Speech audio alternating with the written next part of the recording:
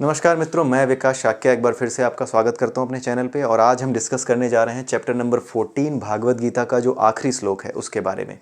तो जो आखिरी श्लोक है वो है 27वां, और इस श्लोक में भगवान श्री कृष्ण अर्जुन को फिर से एक समरी दे रहे हैं कि मुझे जो पाना चाहता है उसे इन 3 गुणों से ऊपर उठना होगा। ठीक है, तो उन्होंने यही बताया है कि मैं क्या हूँ। अगर इन 3 गुणों से ऊपर उठ करके आप मुझ तक आते हो तो आप कहाँ आते हो। ठीक है, मैं क्या हूँ। तो उन्होंने यही बताया, ब्रह्मणो ही प्रतिष्ठा मह मृतस्याय व्ययस्य च शाश्वतस्य च धर्मस्य सुखस्य कांतिकस्य च। भगवान श्री कृष्ण अर्जुन से ये कह रहे हैं, मैं ही उस निराकार ब्रह्म का आश्रय हूँ। निराकार ब्रह्म कौन? मैंने आपको बताया था पिछले चैप्टर में डिस्क्राइब कर रहा था जब मैं, तो मैंने एक चीज़ डिस्क्राइब करी थी, घड़ी के डायल और घड़ी की मशीनरी के बारे में। तो घड़ी के डायल को मैंने अपरा से कंपेयर किया था कि घड़ी का डायल एक अपरा की तरह आप समझ सकते हैं। लेकिन घड़ी का डायल जिस तरीके से इम्पॉर्टेंट नहीं है, इम्पॉर्टेंट है उस घड़ी के डायल के पीछे जो काम कर रही है मशीनरी, वो मशीनरी। उसकी तुलना मैंने किससे की थी? ब्रह्म से। ठीक है, और उसी ब्रह्म में ये परा यानी परमात्मा बैटरी डालता है, यानी आत्माओं को मिलाता है, उसे फर्टिलाइज करता है। तो ये जो परा जब इस ब्रह्म को फर्टिलाइज करता है तब इस अपरा में जीवन संभव होता है। ठीक है, और पिछले चैप्टर में जिसमें हमने पढ़ा था कि ज्ञान का उद्देश्य क्या है, जिसमें अर्जुन पूछ रहा था, ठीक है, कि क्या हमें जानना है, किस चीज़ को जानना है, हमें क्या जानना होता है, प्रकृति के कौन कौन से गुण हैं, ज्ञान क्या है, जानना किसे है, ज्ञान का लक्ष्य क्या है। तो ज्ञान का लक्ष्य क्या है? ज्ञान का लक्ष्य है ब्रह्म को जानना, इसी आत्म को जानना जो इस ब्रह्म में मिल करके इस संसार को चलाती है। ठीक है, तो ब्रह्म को जानना या आत्म को जानना, उसको जानना ही आत्म को जानना है, ब्रह्म को जानना ही। तो ब्रह्म को जान लेने पर आप क्या जान जाते हो? इस पूरी मशीनरी को जान जाते हो जो परमात्मा ने बना रखी है। जब आप उस मशीनरी को जान जाते हो तो आपका अहंकार समाप्त हो जाता है। कैसे जान जाते हो? भक्ति के माध्यम से। और अहंकार कैसे समाप्त हो जाता है? क्योंकि आप ये जान जाते हो, आप अपने आप को उस लेवल पे ले आते हो जहाँ पे ये भाव खत्म हो जाता है कि मैं जानता हूँ या मैं नहीं जानता हूँ। ये सारे भाव खत्म हो जाते हैं, बस आप स्थित हो जाते हो इस ब्रह्म में। इस ब्रह्म में स्थित होने के बाद आपके अंदर ये अहंकार नहीं रहता कि मैं जानता हूँ। एक अष्टावक्र नाम के बहुत बड़े ज्ञानी हुए हैं, उनकी भी एक गीता है, अष्टावक्र गीता। तो अष्टावक्र एक बार किसी वाद विवाद प्रतियोगिता में भाग लेने गए थे, तो वहाँ पे किसी ने उनसे पूछा कि ब्रह्म को जानने वाला कैसा दिखता है, वो कौन है जो ब्रह्म को जानता है। तो उन्होंने बड़ा सीधा सा उत्तर दिया था कि जो व्यक्ति ब्रह्म को जानता है उसके अंदर से ब्रह्म को जानने का अहंकार समाप्त हो जाता है, ज्ञानी होने का अहंकार ही समाप्त हो जाता है। ऐसा आदमी बाहर से चाहे जैसा दिखे, आप जान नहीं पाओगे कि ये ब्रह्म ज्ञानी है या नहीं है। लेकिन जिसके अंदर ब्रह्म को जानने का अहंकार है वो ब्रह्म को नहीं जानता। और कोई भी ऐसा आदमी जो बड़े बड़े पोस्टर लगवा करके ये कहता है ब्रह्मवेत्ता, ब्रह्मज्ञानी, ठीक है, ये ब्रह्मज्ञानी है, ये ब्रह्मवेत्ता है, खुद कहता है। जो लोग पहचान जाते हैं उनकी बात अलग है, लेकिन जो खुद कहने लगता है कि ब्रह्मज्ञानी हूँ मैं, आओ मैं ज्ञान दूँ, ऐसा व्यक्ति ब्रह्म को नहीं जानता। उसका ज्ञान अधूरा है, उसमें अहंकार है, ज्ञान नहीं है।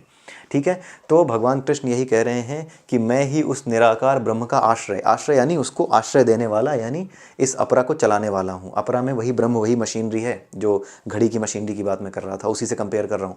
तो वो जो मशीनरी है उसे ब्रह्म कहा जाता है, और वो परा यानी परमात्मा के उस पे है, आश्रय पे है। उन्होंने उसको आश्रय दिया हुआ है, उसकी वजह से वो चल रही है। तो ये चीज़ बताई है उन्होंने। और ये जो परमात्मा के बीच में नीचे ब्रह्म है जो ये चला रहे हैं, इस ब्रह्म को जानना सेकंड स्टेज है। आप जीव हो, पहली स्टेज है, आप इस ब्रह्म को जानते हो, अपरा को समझ जाते हो, ये सेकंड स्टेज है, बीच की स्टेज है। और यहाँ रहते हुए भी भक्ति करनी होती है। अगर यहाँ पर भी आपने ये प्रैक्टिस छोड़ दी तो आप परमात्मा में विलीन नहीं हो सकते। ठीक है, वहाँ से भी नीचे आने का खतरा बना रहता है। तो जो ब्रह्म है वहाँ तक उठने के बाद भी आपको ये ध्यान रखना होता है कि ये प्रैक्टिस लगातार जारी रखनी है। ब्रह्म को जानना ज्ञान का लक्ष्य है। इनको जाना ही नहीं जा सकता परमात्मा को, इसीलिए ब्रह्म को जानने की कोशिश की बात की जाती है। परमात्मा को नहीं जाना जा सकता। आप ज्ञान का लक्ष्य ब्रह्म है, सिर्फ कहीं भी ज्ञान का लक्ष्य भागवत गीता में परमात्मा नहीं लिखा है। ज्ञान का लक्ष्य ब्रह्म है, यानी आत्म को जानना।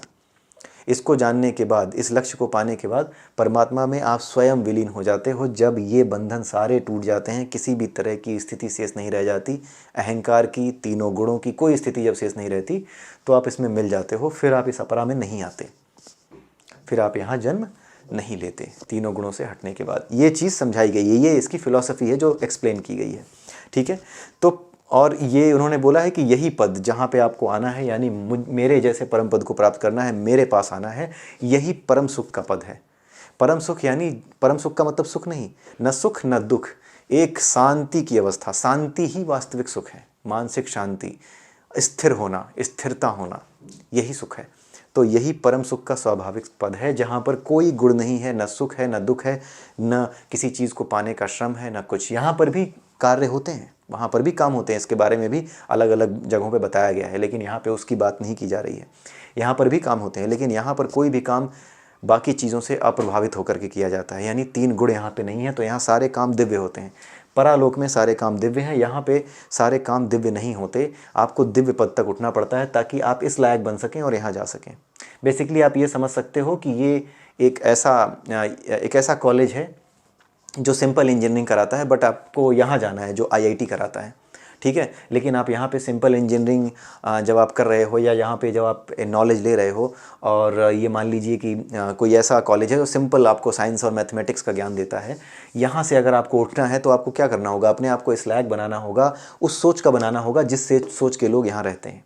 तो वही कॉन्सेप्ट है कि आपको इस अपरा में रह करके अपने ज्ञान को उस स्तर तक उठाना है जहाँ पे आप अपने आप को परमात्मा के स्वरूप के समतुल्य बना सको, समकक्ष बना सको, ठीक है। परमात्मा नहीं हो जाओगे, समकक्ष यानी तीनों गुणों से अतीत, उसके अलावा कुछ आपके वश में नहीं है। यही चीज़ आपके वश में है, इसीलिए गीता में इन्हीं की बात की गई है कि इन चीज़ों से हटा जा सकता है, इसीलिए ये बताई गई हैं। जिन चीज़ों से हटा नहीं जा सकता वो बातें एक्सप्लेन ही नहीं की गई हैं, ठीक है। तो वो जैसे हम इस दुनिया में आए हैं, सांस लेने से रोक सकते हैं क्या अपने आप को? नहीं। अगर गंदगी है हमारे चारों तरफ तो उसकी बदबू हमारे नाक में आने से रुक सकती है क्या? हमारी आज्ञा लेगी क्या वो कि ये बदबू घुसने दूँ या ना घुसने दूँ? कुछ चीज़ों पे कंट्रोल है ही नहीं।